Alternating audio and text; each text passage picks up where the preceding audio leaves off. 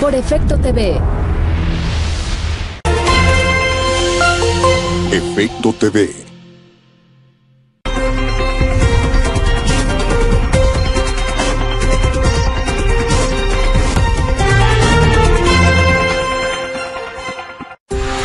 Opinión Capital presenta.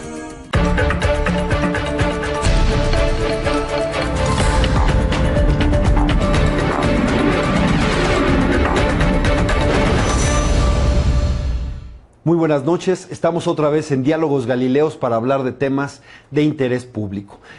Como saben, el 2018 que está cada vez más cerca, se habla por supuesto de la participación ciudadana en un momento que puede ser un parteaguas para el país, de la incidencia creciente de la sociedad civil y bueno, tenemos dos invitados de lujo que saben de este tema. Por una parte, tengo aquí a Marta Tagle, que es alguien que viene, por cierto, de sociedad civil y ha estado en el otro lado también, porque ha sido legisladora en distintas ocasiones, muy ligada a temas de sociedad civil.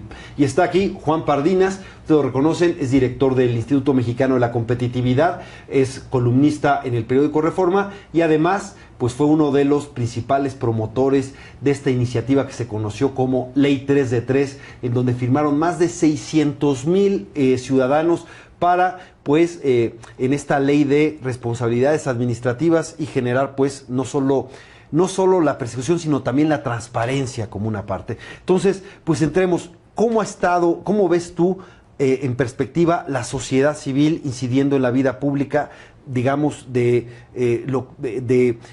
quizás de los sexenios anteriores a la fecha? ¿Cómo ha incidido más la sociedad civil? ¿Cómo se ha organizado?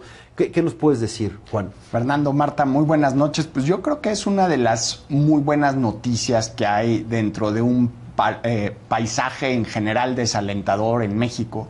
Hay mucho enojo social por distintas razones, pero la participación de sociedad civil tratando de enfrentar problemas públicos, desde profesionalización de policías, violencia, derechos de la infancia, corrupción, impunidad, a mí me parece que es como de las señales alentadoras de lo que depara el futuro del país y cómo pues los partidos políticos, las instituciones del poder son cada vez más sensibles y receptivas a estas voces de la sociedad civil.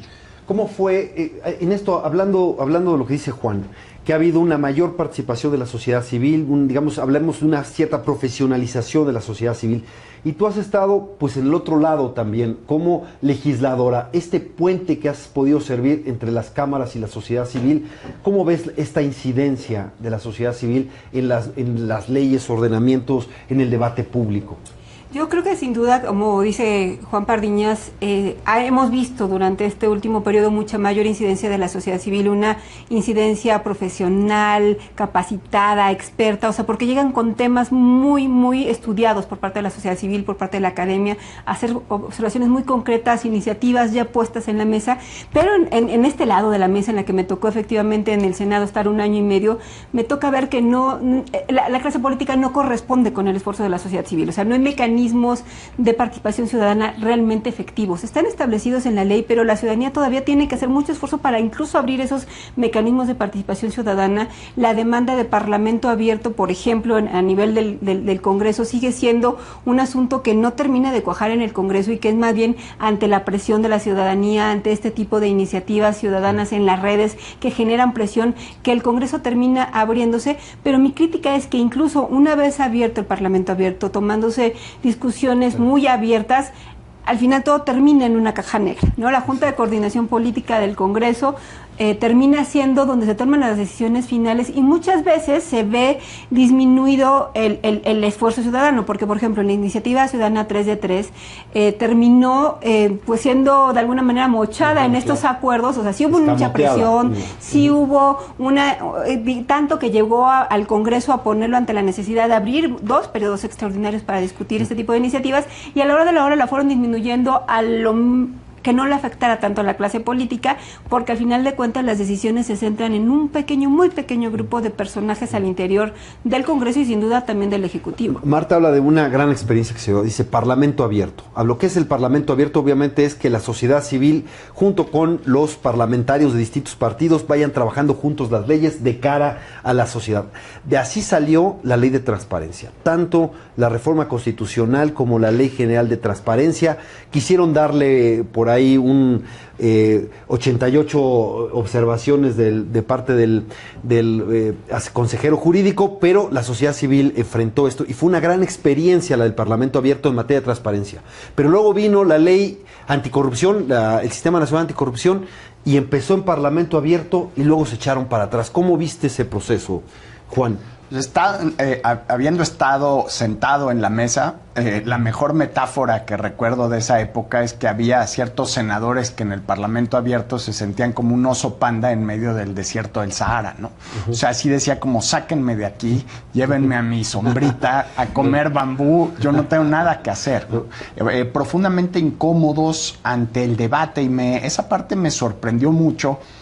Como observador de la clase política, pero pues nunca habiendo estado en una negociación legislativa, la incomodidad que sentían algunos legisladores con el debate directo, respetuoso, de intercambio de evidencia, de intercambio de argumentos y de ideas. Y sí tenemos que hacer como una especie de reconfiguración de muchos perfiles políticos para que se sientan más cómodos con este debate. Ustedes, yo creo que son un ejemplo muy claro, Fernando y Marta, no lo digo aquí ni por quedar bien con el anfitrión, ni con mi colega Marta, pero pues tienen muy claro un pie en la sociedad civil y un pie en la carrera política. Pero pues ustedes también yo creo que son medio exóticos dentro de la clase política. En general ven a la participación social o el Parlamento abierto como maciosario, un extraño enemigo, llegan aquí a movernos el tapete, ¿no? Sí, oye, pues importantísimo el asunto de la presión pública en el asunto de las leyes. Sin presión pública no hubiéramos podido rescatar una ley general de transparencia como la tenemos, pero la presión pública fue insuficiente para respetar el 3 de 3 como estaba en todos sus puntos, porque hay asuntos que pueden quedar todavía privados en el asunto de la declaración patrimonial, etcétera. Entonces, ¿qué tanto cuenta la opinión pública? A veces parece ser definitoria, otras no. El fiscal Carnal, por ejemplo, se gana el debate público, etcétera, pero si no hubiera habido una oposición que se pusiera firme, si este Frente Ciudadano no hubiera surgido y dicho no pasa, quizás hoy estaría el pase automático pues prácticamente definiendo al próximo fiscal por 9 años. ¿Cómo ves el tema de la opinión pública en estos temas fundamentales para acompañar los temas de la sociedad civil y qué tanto puede ser definitivo para pues doblar la resistencia? Sin duda la presión que puede ejercerse de la sociedad civil es fundamental hoy en día. O sea, sin esa presión no se entienden muchos de los procesos que estamos viendo. Toda la ley del Sistema Nacional Anticorrupción, el tema del fiscal Carnal, todo lo que tenemos hoy en día en la discusión se ha dado gracias a la presión ciudadana. Pero necesariamente tiene que haber una correspondencia adentro. Y en ese sentido, construir las mayorías que se requieren para poder generar estos contrapesos.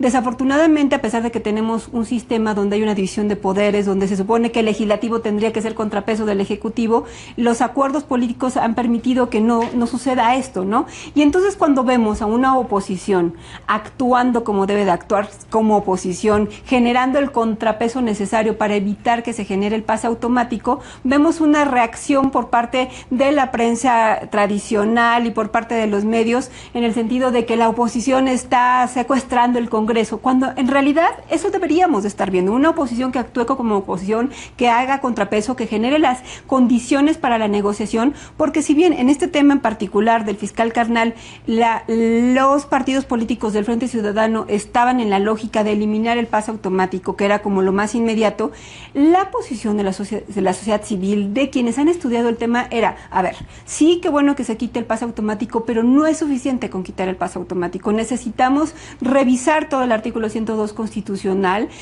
y poner varios candados para el perfil que se requiere de quien será el fiscal general, y luego entonces ir a la discusión profunda de lo que será la Fiscalía General, que la sociedad civil entiende este tema como un asunto fundamental, porque claro, tiene que ver con la justicia en este país. Excelente, pero Ahí está, digamos, el ideal, las propuestas de reforma al artículo 102, pero una cuestión de realidad, faltan los votos. Y entonces no hay a veces esa perspectiva de que a veces por buscar el ideal se puede evitar el paso que se puede, el paso posible, el paso viable. Y lo digo porque en este caso, que me parece un gran ejemplo del fiscal Carnal, el caso es que sigue el paso automático.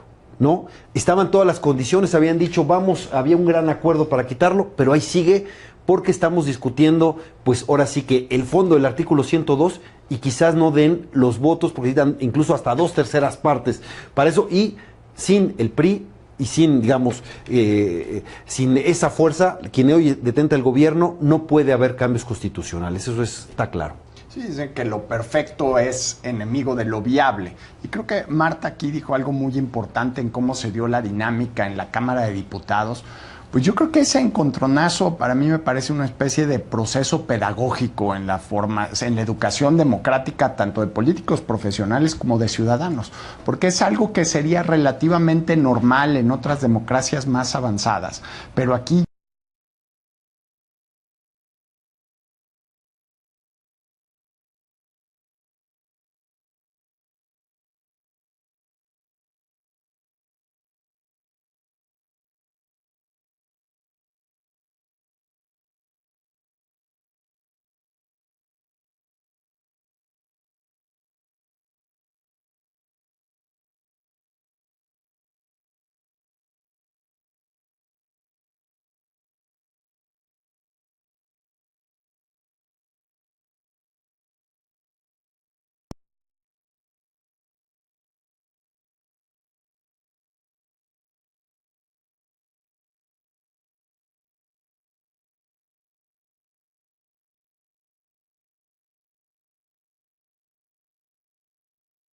Hoy somos el país sin fiscales.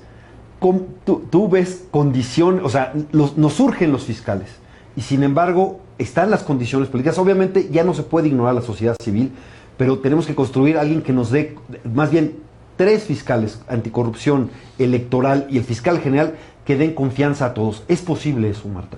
Me parece que en este periodo del proceso electoral ya no será posible. O sea, lo que tengamos que construir como instituciones tendrá que ser después del proceso electoral y me parece importante que incluso la oposición y la propia sociedad civil se dé a la discusión de si es necesario sí transitar con algún personaje que nos permita pasar el 18, porque las condiciones para tener 2/3 en la Cámara me parece que en este momento, para tener el ideal que queremos de Fiscalía General, de Fiscal Anticorrupción, de Fiscal Electoral, no están dadas en este momento. ¿Será que no se renuncia a usar la Procuración de Justicia como arma política? Bueno, vamos a un corte y vamos a regresar con pues la sociedad civil y el poder.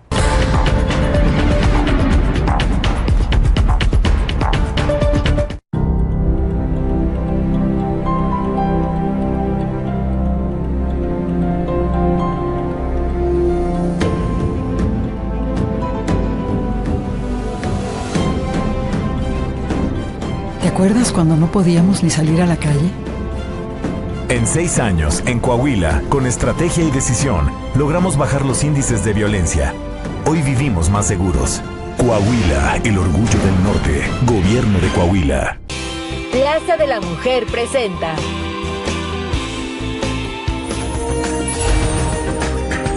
Capital Mujer.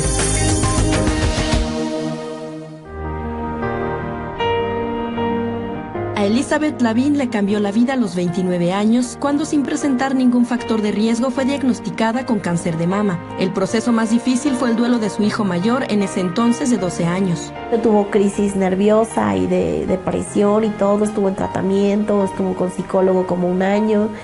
O sea, sí le pegó bastante, adelgazó muchísimo, ya nada más quería estar en la cama dormido. Entonces sí, híjole, también verlo así fue muy, muy fuerte. Y lo que yo hice fue platicar mucho con él y acercarlo como al mundo del cáncer. Yo creo que por ahí lo quise yo bloquear, no sacándome fotos, no teniendo como recuerdos de estar pelona, ¿no?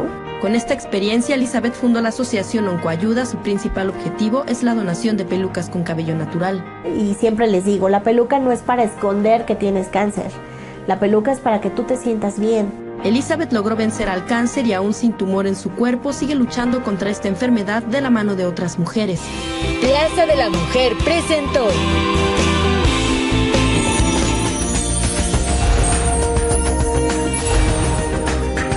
Capital Mujer.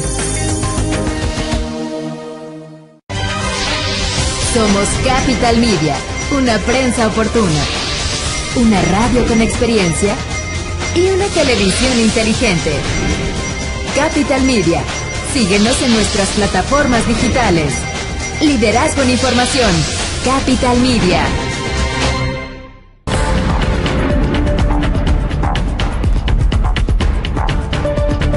Hablamos en el primer segmento de la vinculación de la sociedad civil y la política, de su incidencia en distintas legislaciones fundamentales, de los obstáculos del protagonismo creciente de la sociedad civil.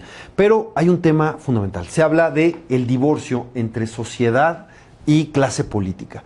Y en esta incidencia es ¿cómo lo rompemos? Pues Marta ya dio, digamos, el salto. Y hablaba Juan de un pie en la sociedad civil y un pie en la legislación, pero digamos en las estructuras de poder como es el poder legislativo. Pero es absolutamente insuficiente.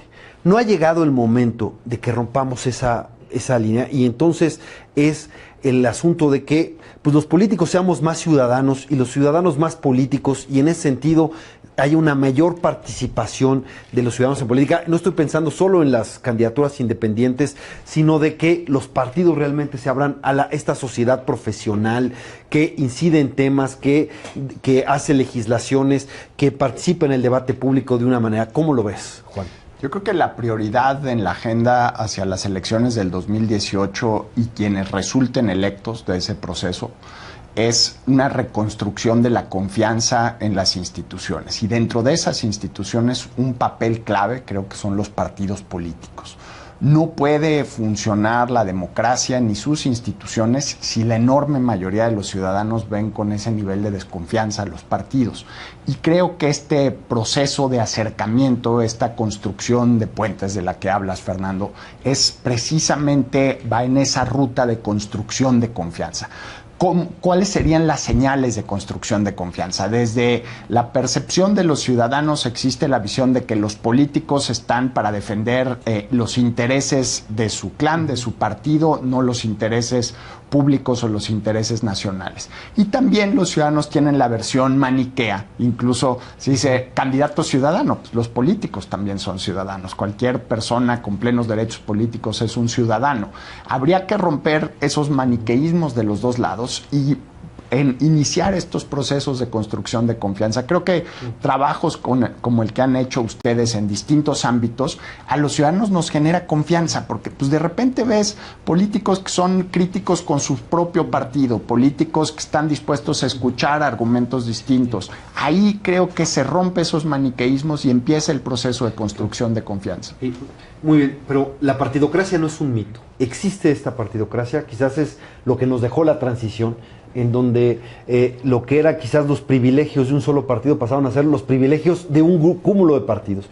Pero luego sucede que los que dicen rompamos la partidocracia, pues son no precisamente ciudadanos que vienen, sino pues gente que estuvo en un partido político, que tuvo sus problemas en el partido político y dice, ahora soy de la noche a la mañana independiente, aunque pues su carrera política larga la haya hecho en los partidos. ¿Cómo romper la partidocracia? ¿Cómo abrirse a los ciudadanos, Marta? Yo creo que sin duda uno de los principales problemas hoy en día tiene que ver justamente con esto, con que los partidos políticos, en lugar de responder a los intereses de la ciudadanía en esta parte de la transición a la democracia, nos quedamos atorados ahora en un sistema de partidos que se siguen repartiendo conforme a sus intereses. El tema de las designaciones públicas es el ejemplo más claro de las designaciones por cuotas y cuates, pero así hay mucho, todo el tema de la corrupción pasa por eso. O sea, al final de cuentas, en una mesa todos los partidos políticos han transitado para negociar, y es lo que la ciudadanía ya no quiere, porque estamos viendo viendo grandes niveles de corrupción, de rapacidad, y la ciudadanía dice, bueno, ¿por qué está pasando esto? Y ellos no me representan. Entonces me parece que si para romper con eso necesitamos por una parte no solamente políticos que estén mucho más conectados con los intereses de la ciudadanía, que respondan a esos intereses, y me parece que sí se puede hacer. O sea, quienes hemos pasado por ahí definitivamente es muy fácil poderse abrir y no solamente dejarte guiar por la línea de partido, sino escuchar a la ciudadanía, abrir esos espacios de comunicación. Son la gente que sabe de los temas, que te puede poner ahí el punto de lo que sucede, y esa es una parte. Pero me parece también muy importante que también se abran los espacios reales para que llegue gente especializada de la sociedad civil ahí donde están tomando las decisiones, porque me parece que la parte más peligrosa es que confíes nuevamente en este tipo de políticos que van a representar intereses de la ciudadanía, pero que en el proceso de negociación como político entres en la lógica partidista y negocies y traiciones la confianza de la ciudadanía, que es lo que termina por romper las cosas. En cambio, es como ciudadano, llegas con otra lógica a defender la causa, sabes de qué significa poner o quitar algo, y por eso es importante que lleguen ciudadanos. ¿Cómo podría venir si me permites, asalto de la sociedad a los partidos para recuperarlos como instrumento de la sociedad? Yo creo que los partidos tienen que darse cuenta que van a ganar mucho perdiendo un poco. ¿Y a qué me refiero con perder? Por ejemplo, la iniciativa de Pedro Kumamoto que avanzó en Jalisco para que el financiamiento de los partidos viniera de la votación efectiva y no del padrón. Era una manera institucional, inteligente, constructiva de reducir los costos del financiamiento electoral. Y ahí iba a implicar perder dinero, efectivamente, y seguro hay intereses atrás que les iba a doler a los partidos. Pero yo creo que iban a ganar mucho en prestigio.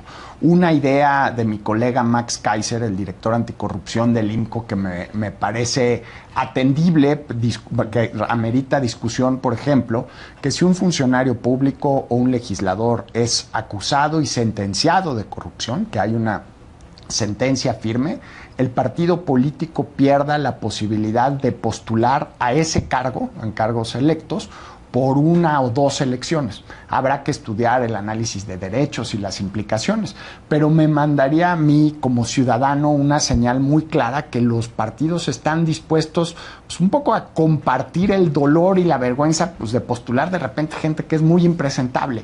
Con estas medidas, o sea, cediendo ciertos terrenos, cediendo ciertos privilegios, yo creo que sería un proceso de ayuda a reconstruir confianza. Si no ceden los partidos, no veo manera como la percepción de los ciudadanos pueda cambiar. O sea, todo nos lleva a que prevalece la impunidad, no hay rendición de cuentas.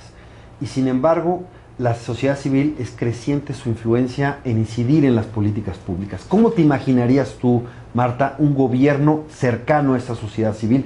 Que por cierto, la sociedad civil no es homogénea, es bastante plural, etcétera, hay divergencias, hay conflictos dentro de la sociedad civil, pero ¿cómo sería un gobierno que abriera esto, que hubiera esta rendición de cuentas y este combate a la impunidad?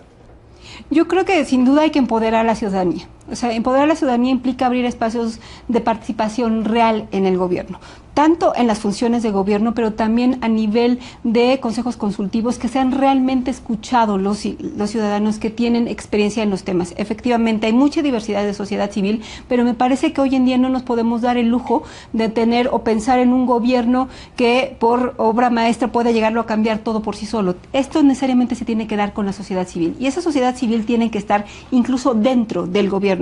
Pero me parece que también muchas veces entra el conflicto con la sociedad civil de que una vez que formas parte de una institución de gobierno o incluso de un partido político pierdes ese carácter de ciudadanía, ¿no? Y entonces muchos también mantienen su distancia, su línea porque no quieren involucrarse. Pero me parece que hoy, particularmente en esta coyuntura, no nos podemos dar ese lujo. Necesitamos por una parte que los partidos realmente se abran a que llegue participación ciudadana, pero también los ciudadanos a dar ese paso, a decir yo también quiero participar porque yo tengo expertise, porque yo puedo llegar a cambiar las cosas y porque quiero formar parte de ese cambio. Porque de otra manera, insisto, los procesos de negociación política en la que sean los políticos profesionales siempre van en otra lógica diferente a la de la sociedad civil, van en la lógica de cómo logramos el acuerdo político de lo posible, y en ese camino pierdes la causa. Y en cambio la ciudadanía trae una idea muy clara de lo que significa empujar una causa hasta sus últimas consecuencias, no por el todo o nada, pero sí lo que implica cambiar o no una coma de una iniciativa, proyecto, política pública, ¿no? Sí, claro, entender lo que es posible, pero ahora muy bien dices, que los partidos se abran, partidos abiertos, parlamento abierto, gobierno abierto. eso habla de un abordaje de la sociedad hacia la vida pública, es decir, a que asuman el riesgo a contaminarse, porque el poder corrompe, y dicen el poder corrompe absolutamente. ¿Cómo hacemos que la sociedad civil asuma ese riesgo? El riesgo de comprometerse a asumir las responsabilidades del gobierno, no solo la crítica desde la oposición, porque la sociedad civil de alguna manera tiene esa comodidad. Yo critico sin asumir responsabilidades. ¿Está preparada la sociedad civil para ir a ese abordaje y asumir el riesgo, Juan? Yo creo que después de la experiencia de la 3 de 3, muchos nos quedamos muy frustrados de que a media negociación de veras no te podías parar ni 5 minutos al baño porque te cambiaban todo lo que ya habías negociado. Y si había esa sensación de, híjole, si no tienes gente del otro lado de la mesa que realmente comparta tus convicciones, llevar esto a buen puerto va a ser muy difícil. Si me permiten la metáfora del fútbol americano, es como un quarterback que no encuentra un receptor libre para poderle mandar el pase. Entonces estás en sociedad civil, híjole, ¿a quién le encuentro, le mando el pase? Y ustedes como políticos, y otra vez no es por echarle cebollazos gratuitos, pero casi se me ocurre que deberían escribir como una especie de diccionario de traducción, o sea, del ciudadano al político y del político al ciudadano, porque hasta son códigos y lenguajes distintos. Yo, cuando íbamos al Senado a negociar la 3 de 3, yo me sentía como si fuera una especie de esos jarrones chinos que te regala tu tío abuela y no sabes dónde poner en tu casa y como que no combinan con la decoración, pero pues lo tienes que poner porque te lo regaló un pariente muy importante.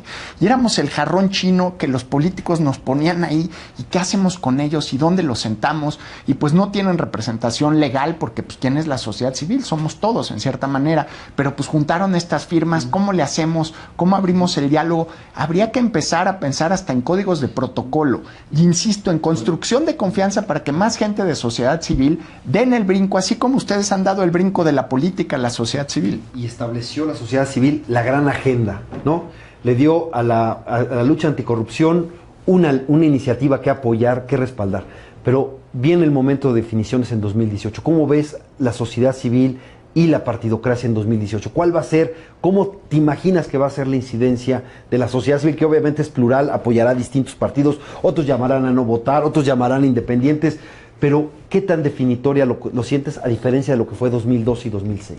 Yo primero, con respecto a la agenda, me parece fundamental insistir en que esa agenda del Sistema Nacional Anticorrupción está ahí detenida justamente porque los intereses políticos no permiten que avance. O sea, todas las leyes del Sistema Nacional Anticorrupción me parecen un excelente avance, pero que está como ley muerta porque no tiene ningún avance, y me parece que hoy más que nunca ese ímpetu de la sociedad civil que hizo que se moviera se requiere ahora, y que justo no se mueve porque están metidos los intereses políticos. Y de cara al 18, me parece fundamental que la ciudadanía ahora sí le entre de lleno, porque de otra manera los intereses políticos no se van a mover. O sea, me parece que como ciudadano, cuando uno se enfrenta a una boleta, dices, pues no tengo por quién, y entonces mejor me retraigo o voto por el menos peor, y me parece que es momento de que no nos quedemos así, que vayamos a construir algo diferente, que presionemos con agenda a los que se comprometan con cosas muy concretas, quienes quieren nuestro voto, y esa es la presión que la ciudadanía puede ejercer sobre los políticos, y además exigir espacios como ya lo han hecho ciertos ciudadanos para la ciudadanía. Bueno, como suele suceder, cuando está mejor la discusión se nos acaba el tiempo, y bueno, se queda un tema clave en la mesa, es la captura de las instituciones por parte de la complicidad. Se hace el diseño del Sistema Nacional Anticorrupción, pero los vigilantes responden a los intereses de los vigilados. Son subordinados los vigilantes a los vigilados porque los vigilados nombran a los vigilantes por cuotas y cuates, y estos les deben el puesto y cubren las espaldas en lugar de las manos. Ese es un tema fundamental que abordaremos en un próximo Diálogo Galileo, pero esto está buenísimo, y ya saben, aquí tienen derecho de réplica. Me pueden escribir lo que quieran en Ferbelaunzarán, que es mi arroba en Twitter. Ahí siempre trato de contestarle a todos. Si no te contesto es porque no te vi, entonces insiste. Y aquí los esperamos la próxima semana en el siguiente Diálogo Galileo.